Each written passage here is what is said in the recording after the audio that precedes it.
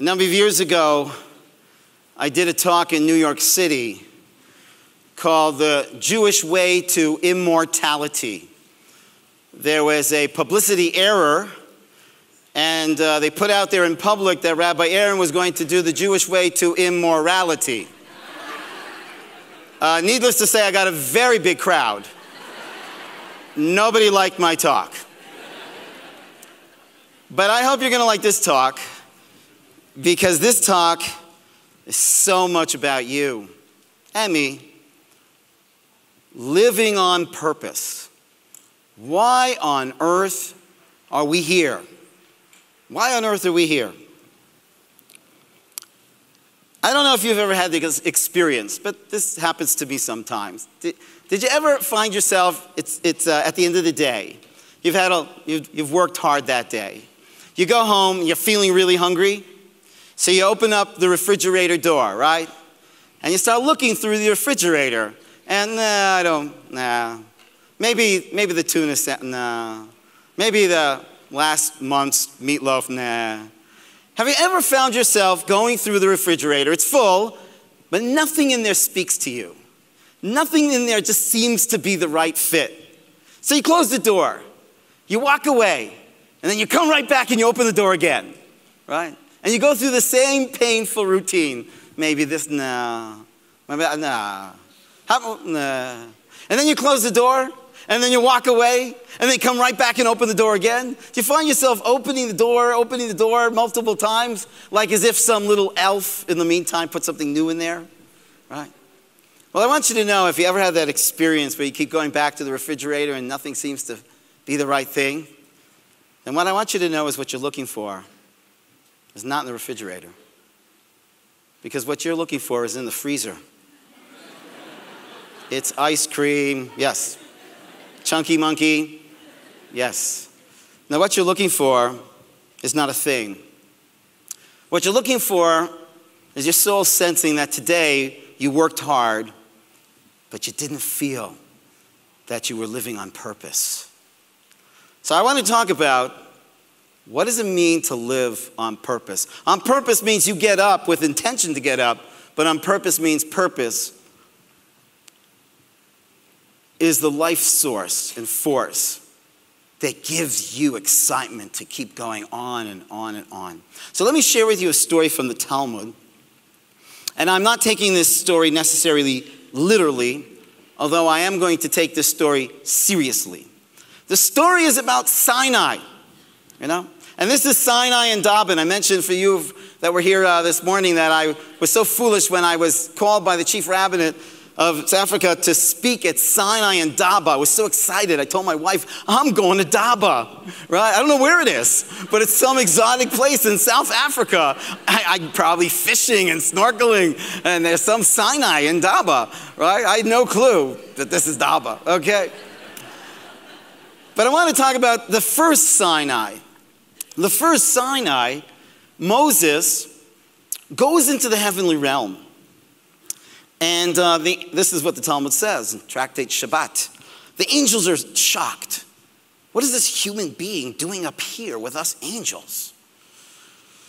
You know, he's an old man, he's huffing and puffing. And most people don't realize that Moses had a stutter, right?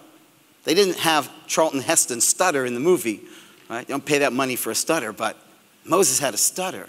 And he gets into the pearly gates, and he probably says, is this the heaven?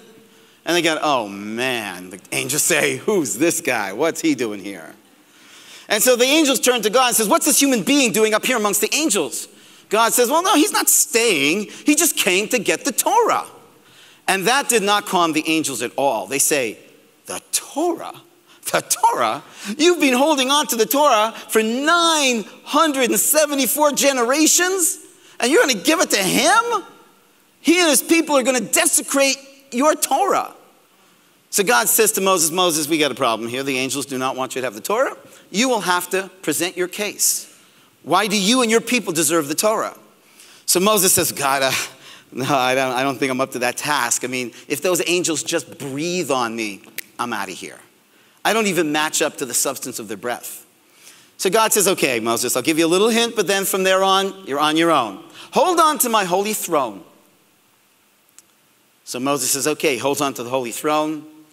And this energy field envelops Moses. And now he begins his case. He says, "Now, God," he says, "what's in your Torah?" God says, "I am God, your God, who took you out of Egypt." Moses says, "Angels. Were you in Egypt?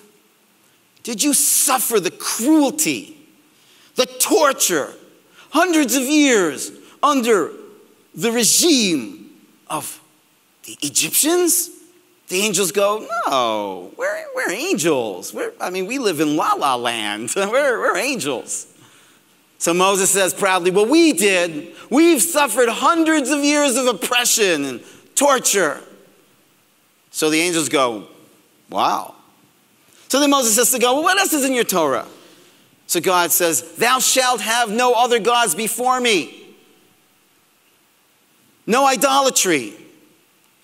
Now, I have to say something about idolatry. A lot of people misunderstand. There's so much in Judaism against idolatry. Most people think it's some kind of theological thing that we have. We don't like people bowing down to trees and rocks. No, it's not theology. I want you to understand that idolatry was worse than Nazism. The ancient idolatrous nations were worse than Nazis. Why? Because idolatry is the deification of nature. When you believe that nature is God, that means anything that you feel like doing and are capable of doing naturally is good. So if you're a lion and you devour a lamb, don't judge him. And don't even try and stop him, because that would be going against God. So might makes right, and the law of the jungle rules supreme. That was idolatry. Idolatry was a full ethical system whereby evil was good and good was evil. I don't know if you know this, but the most common practice of idolatry was orgies. Sexual promiscuity was a major part of how they would celebrate the deification of nature. It was all about orgies. You can be sure it wasn't hard to get a minion, right? A center, we have a 10th man, right? Wouldn't happen, right? So you have to understand that idolatry was incredibly seductive, perverted, corrupt, evil. So now we go back. God says, don't commit idolatry. Moses turns to the angels, says, "Angels, do you live in a seductive society, promiscuous society that's alluring you?" And the angels say, "No, we're angels. We're transcendental beings." So Moses proudly says, "Well, we do." So the angels are going, "Wow. Well, what else is in your Torah, God?" Well, it says there, celebrate the Shabbat. Angels, do you work? Do you need a day of rest? No, we're angels. What else does it say in your Torah? Honor your mother and your father. Moses turns to the angels. "Angels, do you go to therapy?" You know the story about these Jewish mothers, and they're bragging over their son, and one mother says, "My son, he loves me so much. He bought me a ticket around the whole world for a year." The other one says, "You think that's love? My son, he honors me so much. He bought me a ticket on a cruise a whole year." The other one says, "Yeah, nothing. My son, he loves me so much. Every day he meets with someone. He spends $500 just to talk about me." Angels. Angels, Moshe says. "Do you have to honor your fathers?" Angels say, "No." Moses proudly says, "Well, we do." "God, what else is in your Torah?" "Don't steal, don't covet, don't lie." Moses says, "Angels, this is my last point in my case, why we deserve to get the Torah. Do you have evil inclinations? Do you have urges that go counter to godliness? Do you have jealousy amongst you?" And the angels say, "No." And Moses proudly says, "Well, we do." And the angels go, "Oh, wow. We are so impressed." Now, do you hear what's really amazing about this midrash? Basically, Moses is bragging over the fact that we're basically losers, right? We've got so much psychological baggage after hundreds of years of oppression, right? We live in societies that are constantly seducing us, right? We have issues with work and family, and we have an evil inclination, an urge that goes counter to our higher selves, constantly challenging us. And so Moses says to angels, next time you say man, you say that with a smile. Because you don't know who you're dealing with. We're lowlives. Yeah. Yeah. Yeah, you might be perfect angels, but you don't know who you're talking to. And the angels are so impressed, the Talmud says, that they say, here, Moses, take this to your people. And they say to God, oh God, how great is your name on this planet. What is the meaning of this story? So, the rabbis, they encode in these stories secrets. And I want to share with you that secret. How would we decode this mystical story? So I would suggest that we define what an angel is. And I believe if we could define what an angel is, this whole story will unravel. And you will discover who you are, and why you came to this planet, and what's your job on earth. So listen very carefully. What is an angel? So most people think angels are these little baby-faced wing guys, and they're kind of like looking at each other like this. Right? Those are guys that hang out in bars. But those are not angels. Those are not, that's Purim or something, I don't know. Those are not angels. An angel is an agent. And what is an agent? An agent is someone that you give the power of attorney to represent you, and they act on your behalf. In our tradition, you can appoint someone, and they literally are like you. So for instance, if I want to get engaged to Chanala, but Chanala happens to be in the North Pole right now, doing her degree in ice, right? And I'm in Israel, right, learning in yeshiva. But I'm madly in love with Chana, right? And I cannot chill out, right? I cannot wait. So I appoint my friend, Yossi. And I say, Yossi, I appoint you to be my agent, and you go to the North Pole, and you bewed Chanala on my behalf. Don't you touch her. I will kill you, right? But you can hand her the ring and say, Hari at mikudeshet, you have been betrothed, and I am operating in the name of David Aaron. She would be my wife. You can appoint someone to be your agent. What are angels? Angels are divine agents.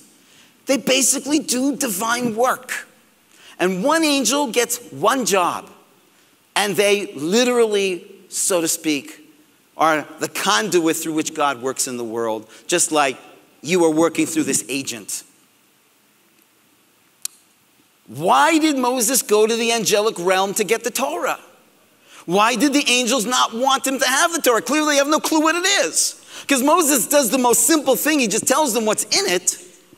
And then they realize it's totally irrelevant to them. So why in the first place did they think it was relevant? Because you know what the Torah is? I didn't know this when I was growing up. I say there's the child's version of Judaism. And then there's the adult version of Judaism, which we deserve to get.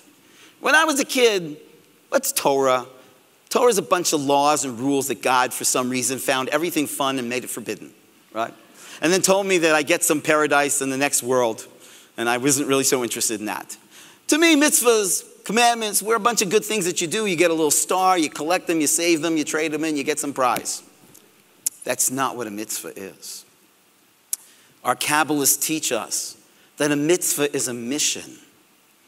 A mitzvah means that God has appointed you in his name.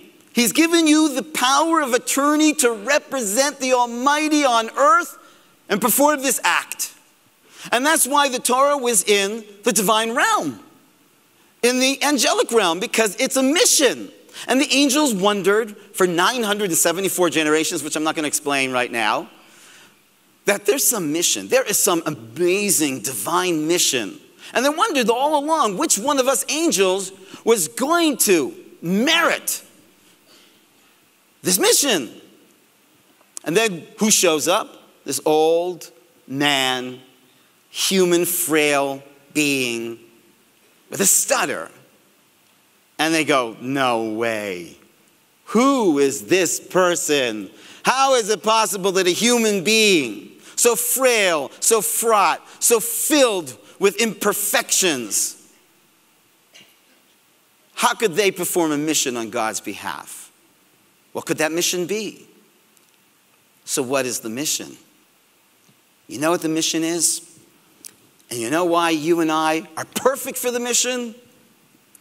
Because the mission is to choose goodness. And to choose goodness, you have to have serious interest in bad. Your mission is to choose love. But to choose love, you have to have a strong inclination to hate. Your mission is to choose peace. But to choose peace, you have to have a strong inclination towards war. In other words, what's perfect about you and me is that we're imperfect. And what's so good about us is we're not so good, but we can become good. We can choose to become good. And that's a mission that angels can't do. Let me put it to you this way. I have two friends. One friend, he's very kind. He's naturally kind. He's always being kind. He was kind. He is kind. He always will be kind. He's got a lot of money, right? Wealthy guy. And he's very, very hospitable. So when he opens up the Torah and he sees there's a mitzvah of hachnasat orchim, a mitzvah of hosting guests at your home, what do you think? Is he happy? Yeah. He does that anyways. He would have done that whether it was written in the Torah or not. For sure. Why not? That's great. I love it. And when he has someone at his home, did he perform the mitzvah, the commandment of hospitality, being hospitable? What do you think? Of course. But I have another friend. This friend is not naturally kind. He's naturally stingy. Doesn't have a lot of money, so it's not easy for him to let go of it, and he doesn't have a lot to let go of anyways. He's not also such a social butterfly. He's very awkward in discussion. And then he picks up in the mission book that one of the tasks in our divine mission is to be hospitable. Oy vey, he says. Oh my, oh whoa. What am I going to do? His little inclination says, no, pick another one. There's 613. Go for an easier one. But something inside him says, no. I want to transcend my nature and give presence to a godly nature in the world. So let me ask you a question. Both my friends have a guest over. Both my friends demonstrate an act of kindness. Which one of my friends demonstrated a richer form of kindness? The one who is kind, was kind, always will be kind, cannot but be kind? Or the one who with great courage chose to overcome his inclination and chose kindness? Which one would you say is a kindness that demonstrates a richer kindness? I think we all intuit the second one. That's amazing. This guy really chose to be kind. The other one, he's kind, but robots could be kind. You could have a very kind pet. But this is amazing. The person chooses. So now I want to share with you a very deep secret. This is something that bothered me for many, many years until I discovered this in the writings of the Kabbalists. God. I always had a problem with God when I was a kid. He always was good. He's always good. Always kind. Always loving. Always honest. Always happy. Totally perfect. So I wondered, but is God missing the possibility to express kindness through choice, through overcoming cruelty? Is God able to choose love over hate Is God able to choose peace over war? God doesn't have an evil inclination. God doesn't have an urge to go against himself. Well, would it mean then that God is missing this rich form of kindness, of love, of peace, of integrity? And the answer is no, because he's got you, if you're willing to perform the mission. You see, the secrets of Torah teach us that you and I are rays of, aspects of, a part of God. And what part of God are you? You're the part of God that's able to choose goodness. In other words, on one hand, we would say that God is loving, was loving, and always will be loving. But within the perfection of divinity is included the possibility of choosing love over hate, choosing peace over war, choosing integrity over deception. And that's who you and I are. And that's what Judaism is. It's a mission. Why on earth are we here? Because there's a certain kind of godly goodness that you've come in this world to choose to do. And how do you get in touch with what your mission is? Well, this is a bit challenging. It's what you're not so good at. We like to do what we're good at. This is easy for me. I do this, for me to get up in front of people and talk, I was born doing this. You know, they say that the number one fear in the United States, my assumption is in South Africa also, is public speaking. The number two fear in the United States is death. That means that if you've been asked to give a eulogy, you'd rather be in the box than give a eulogy. That's Jerry Seinfeld. I only quote Jewish sources, Rabbi Jerry, right? But I don't have that problem, right? For me, since I'm a kid, the more people in front of me, it just flows. I'm not afraid of public speaking at all, but I did nothing for this. I was born this way. So this is not my mission in life, even though you might think it is. I would like to believe it is, but it's not my mission in life. It's something that I do for the world, and I'm happy to do it. But my real deepest mission is there's something about me, some negative trait that I need to work on, right? Okay, I'll tell you what it is. It's snoring at night, right? That's why my wife doesn't join me on these trips, because she sits in front and goes, yeah, right? What is your mission in life? What are you most ethically, spiritually challenged in? And that means that's what you're going to really be the greatest at.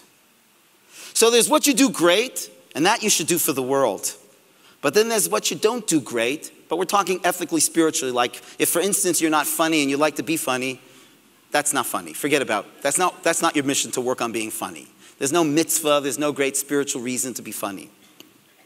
But if you find yourself challenged in a loose lip, you speak slanderously, that's your mission from God. So as I mentioned before, God is good, was good, and always will be good. But does God miss the opportunity to choose good over evil? No. Because you're that part of God. God is one, and our tradition teaches that there's really nothing but God. We all exist within him. We are all aspects of him. But what aspect of God are you? Or maybe the question is, what good are you? What divine good are you? So to get in touch with what good divine are you, just look at your Yetzer Hara, look at that inner opponent. And what is it that you're most challenged ethically and spiritually? You got issues with anger? There you go. You got something to work on. You got issues with being calm and patient? There you go. Something to work on. Right? Angels can't do that job. Right? They live in La La Land. They're perfect beings. But what's perfect about us is we're imperfect beings with the ability to choose to become a little more perfect. That's why you're here. And that's your purpose. Just every day ask yourself, what are the choices that I can make today to choose a little more love, a little more kindness, a little more peace, a little more understanding, a little more caring, a little more happiness. Thank you very much. Hi, my name's Taryn. I just want to know what would you say are the best tools to be able to make that choice, to actually work on those things that are so important? Great. The question is, so how do we get the power to make that choice? The first thing is to know that you're not alone, right? It's so good to know that I just work here and I don't own this universe, right? And the more you reach out to God as your higher self, as our higher self, which is what I shared in the talk before, then the more you get help, right? But the more you don't understand that you have a divine mission and you've come to this world to make a choice, so to speak, on behalf of God, to choose goodness, then that will give you the strength, okay? That will get you strength when you know who you work for. Then who you work for becomes more part of your consciousness, and you get greater clarity, and you get greater energy, right? So the more people have this God consciousness, but again, you know, when we talk about God from the adult version of Judaism, God is not some guy in the sky somewhere over there, but rather the Kabbalah teaches that God is the one self, the higher universal self, and that each and every one of us is arrayed in an aspect of that self. And therefore, if my finger wants to do its mission, then the more aware it is that it's part of a hand, which is part of an arm, which is part of David Aaron, the more it'll be able to be a full finger. To be a holy person means to realize that you're part of a greater self. And the more you're aware of that, our tradition teaches that consciousness is actually the on button to tap into that divine electricity to pour into your life and get the direction and get the power. But in the end, you got to make choices. And people don't understand. We're in a world that doesn't want to make choices. They want everybody else to make choices for them. I have a friend, not a Jewish guy, and not a religious guy either in his life, and he got a job as a crystal ball reader, right? He was looking through the New York Times for a job, and it said, crystal ball reader, fortune teller, no experience necessary. So he said, well, that's me. I could do that.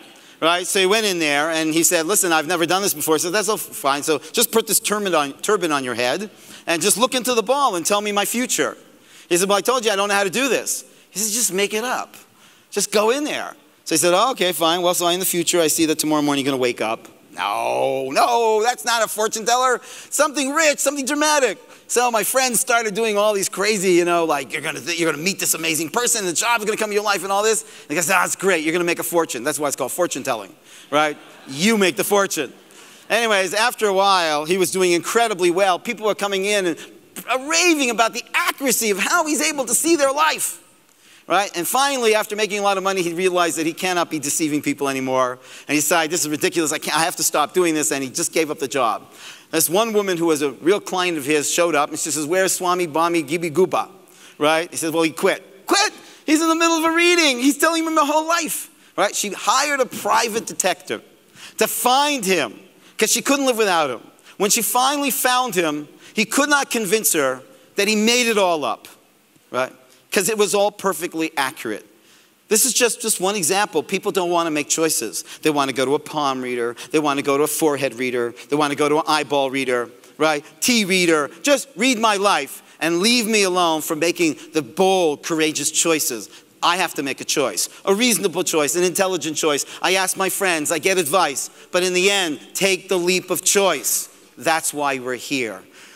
Does the divine miss the benefits of making choices? No, you're it. We do know that there are consequences for our choices. Absolutely. So on the one hand, we know that this is our purpose to make these choices, and we want to make the right choices. Right. But often, we don't make the right choices, or we're struggling to make the right choices.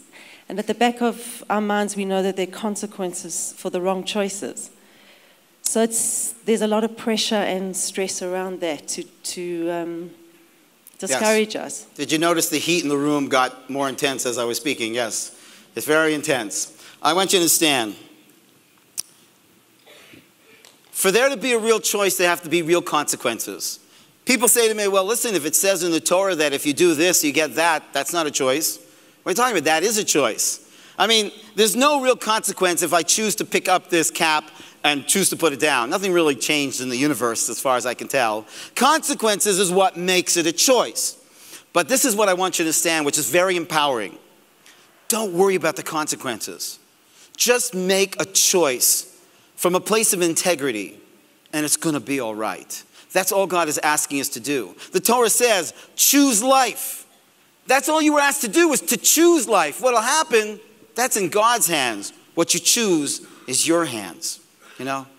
In our tradition, if God forbid a person chooses to kill somebody, there's a million things that could happen. They pull the trigger, it jams. They pull the trigger, there was no bullet. They pull the trigger, the bullet flies, but it misses. They pull the trigger, hits the guy in his chest, but there's a metal box in his chest, I don't know what. A million things can happen. You have no control of what will happen.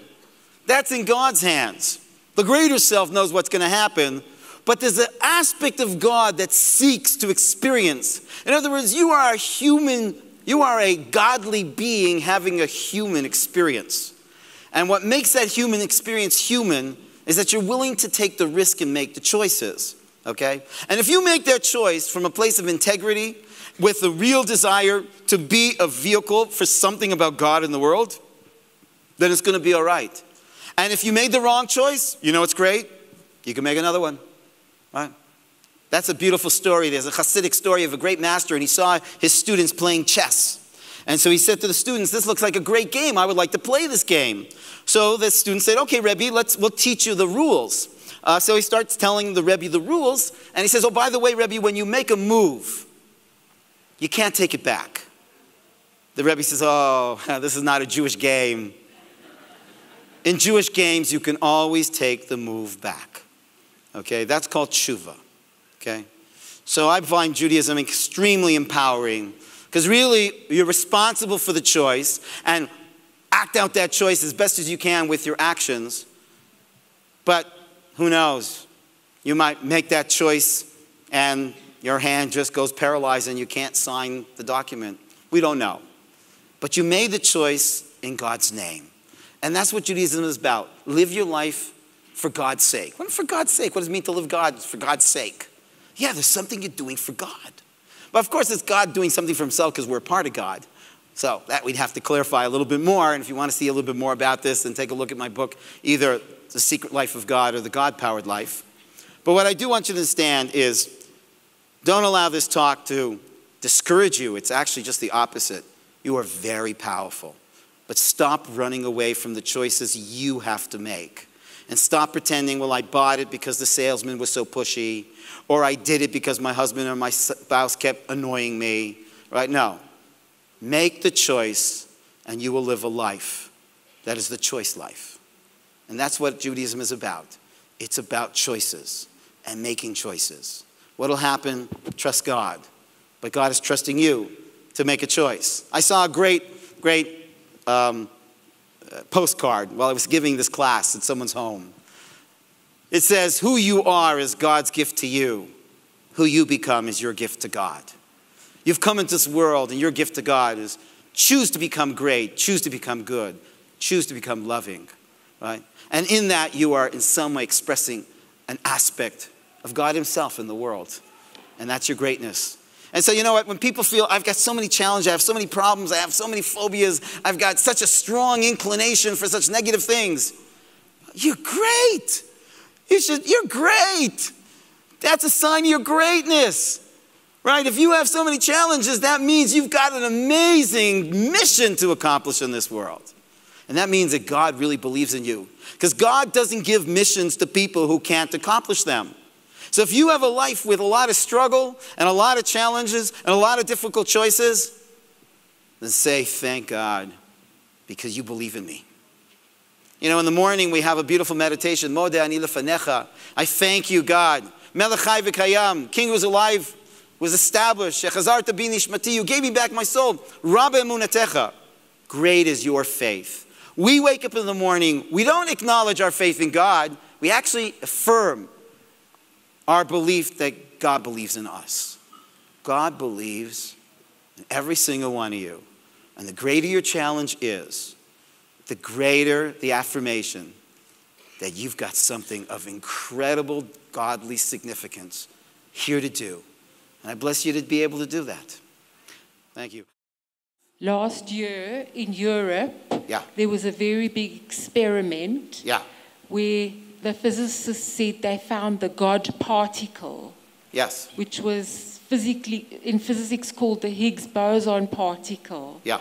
I'd like to know if you have any thoughts about that in connection with God consciousness. Yeah, the whole idea is whether there's this, some genetic relationship to God consciousness. I can't say yes, I can't say no, but I'm not uncomfortable saying yes, I think so. Because I believe that the mission of the Jewish people is very much connected to generating God consciousness. You know, the Torah describes the Jewish people in relationship to the world as the teachers to the world, or the priests, the Mamlechet Kohanim, a priestly nation. In other words, for instance, I'm a rabbi, okay? And I'm standing here, and you've come to hear me speak. Does that mean that I'm better than you? What do you think? Because I'm a rabbi and I'm up here teaching, does that mean I'm better than you? What do you think? Well, you're wrong. I am better than you. No, I'm not better than you. It's just my job. My job is to talk about God. My job is to talk about higher consciousness. My job is to inspire you and maybe even annoy you, right? To challenge you, to look at your life in a way, get rid of disempowering beliefs, and embrace an understanding of yourself that will give you an incredible sense of significance that God is counting on you because you've got a divine job to do and you have a calling, okay? But that's our job to tell the whole world, right? In this room, there are doctors, accountants, lawyers. You're all Jewish, right? Right? There's actors, actresses, plumbers. We all have a job, okay? And when I need help, in my plumbing, I go to my congregant, right? And you know what? If I need therapy, and some rabbis, maybe even most rabbis, maybe all rabbis, right? Need therapy, you go to a therapist, right? That's their job, rabbi's job. Everybody's got a different job. We're not better or worse, we're just different. But there's a big difference, though, that when your job is to tell the world about God and tell everybody else that you should do your job in the name of God. So if you're a plumber, then you do your job in the name of God, right? And if you're an accountant, then you do your job in the name of God. My job is to encourage you all to do your job in the name of God. So that's one of the unique things about the Jewish people, is that whether you're an accountant or a doctor, in your office, you have a responsibility to be a model, to inspire everybody in your office to live your godly mission. My question is, why does he need us to do his mission in the world? Why does he need to give us his... Great question. Rob is asking the question that I'm very glad that you asked this question, because this idea is easily confused. God doesn't need us, because that would imply there's God and us, right? But Judaism teaches there's nothing but God. See, most people think that Judaism teaches that there is one God. And that's not true. There is one God means there, somewhere over there, in the category of gods, is one God. That's not what Judaism taught. Judaism taught God is one. There is one God is not our teaching. God is one. And God is one means that there's nothing but God. And if there's nothing but God, where does that leave you and me? Are we illusions? No. Are we God? No. Then what are we? We're aspects of God. Just like white light. Within that white light is a spectrum of colors. You're a different color of that white light, and I'm a different color of that white light. We're not the white light, but we're aspects of that white light. And therefore God doesn't need us, because that would imply there's God in us. There's just God, and one aspect of God is the possibility to choose goodness. And you're the embodiment of that possibility. So you're not God and I'm not God, but with the aspect of God's perfection, which includes the possibility to choose perfection. In other words, the paradox of Judaism is God, while being completely perfect, also includes the possibility to experience choosing to become a little more perfect. And each and every one of us is a unique aspect of that godly part. Okay? So there isn't God and you and we're separate. There's just one self, one consciousness, one perfection, but within that one perfection, one goodness, but within that one goodness is the possibility to choose goodness, which is also the possibility to choose evil. And each and every one of us is one of those divine possibilities. And so go out there and celebrate your greatness. But you have to choose it. Thank you very much.